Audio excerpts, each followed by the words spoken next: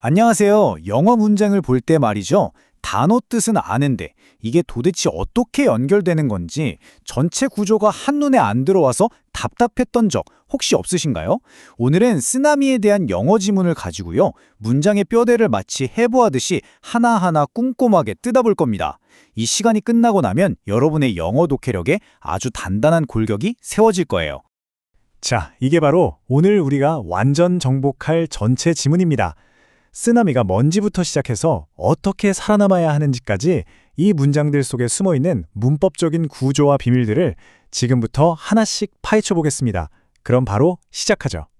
자, 첫 번째 파트입니다. 이 텍스트가 쓰나미를 어떻게 정의하고 또 그 이름이 어디서 왔는지 설명하는지 그 문장 구조를 통해서 자세히 한번 들여다보겠습니다. 첫 문장부터 볼게요. 지구상에는 지진, 화산, 홍수 등과 같은 많은 자연재해가 있습니다. 어때요? 되게 기본적인 문장 같죠? 근데 이 안에 영어의 아주 중요한 핵심 패턴이 숨어 있어요. 자, 이 표를 좀 보실까요? 되어라 구문. 영어에서 무언가가 있다, 어떤 존재가 있다는 걸 알릴 때 정말 자주 쓰는 단골 표현이죠. 문법적으로는 there가 맨 앞에 떡하니 있지만 진짜 주인공, 그러니까 진짜 주어는 바로 뒤에 나오는 many natural disasters인 겁니다. 주어가 복수니까 동사도 당연히 어를 쓴 거고요. 그 뒤에 on the earth가 어디에 있는지, such as가 구체적으로 어떤 것들이 있는지 덧붙여주면서 문장이 훨씬 풍성해지는 그런 구조입니다. 다음 문장. 아주 짧고 간단하죠? 쓰나미는 그것들 중 하나입니다. 여기서 대명사 them이 가리키는 게 뭘까요? 네, 바로 앞에서 말했던 many natural disasters, 바로 그 자연재해들을 받아주는 거예요. 이 문장은 주어, 동사, 보어라는 영어의 가장 기본적이면서도 강력한 뼈대를 보여주고 있어요. A 쓰나미가 주어, is가 동사, 그리고 one of them이 보어인 거죠. A는 B다 이렇게 딱 정의를 내릴 때 정말 깔끔하고 효과적인 구조라고 할 수 있습니다. 쓰나미라는 단어는 일본어에서 유래했으며 거대한 항구의 파도를 의미합니다. 자, 이번 문장은요, 앞에 나왔던 문장들보다 살짝 길어졌어요. 그죠? 한 문장 안에 정보가 2개나 들어있거든요. 이 문장의 비밀이 바로 여기에 있습니다.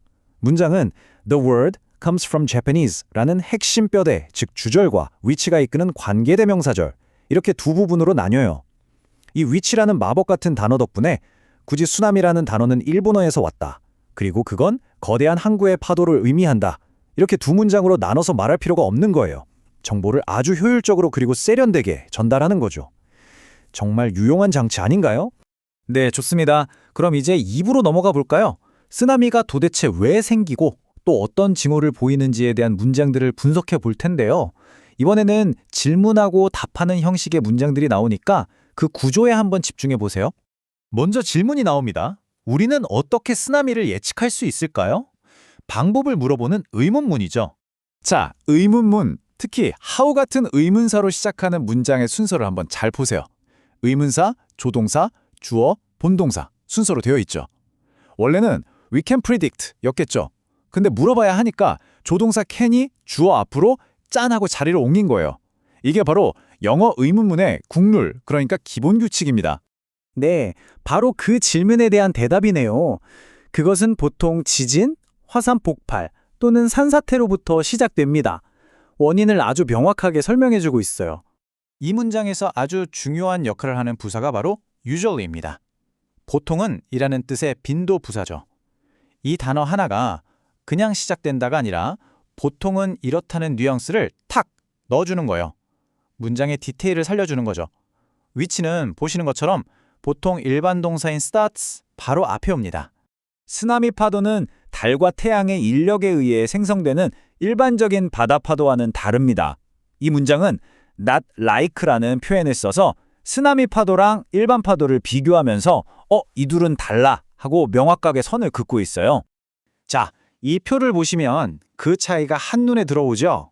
왼쪽의 쓰나미 파도는 지진이나 화산 폭발 같은 말 그대로 땅의 움직임 때문에 생기는 거고요. 오른쪽의 일반 파도는 달과 태양의 인력, 즉 하늘의 힘에 의해 생깁니다.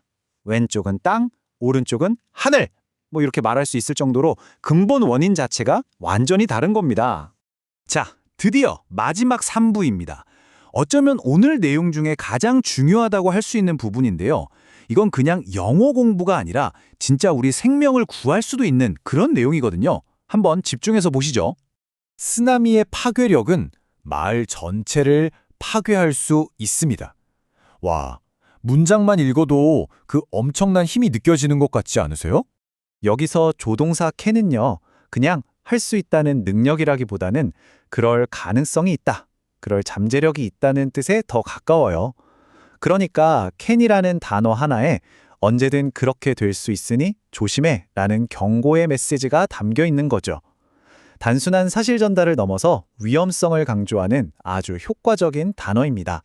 자, 정말 중요한 문장입니다. 만약 당신이 해안가에서 쓰나미의 징후를 본다면 다른 사람들에게 경고하고 가능한 한 빨리 도망가세요. 이 문장은 크게 두 부분으로 나뉘어 있어요. 어떤 상황과 그 상황에서 우리가 해야 할 행동. 자, 구조를 한번 뜯어볼까요?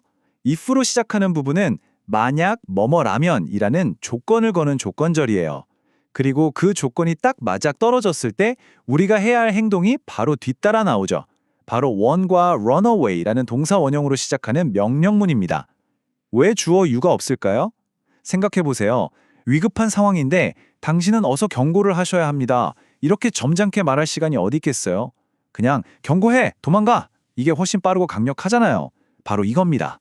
문법이 때로는 이렇게 긴급함을 전달하는 아주 강력한 도구가 되기도 하는 거죠. 그리고 마지막 문장입니다.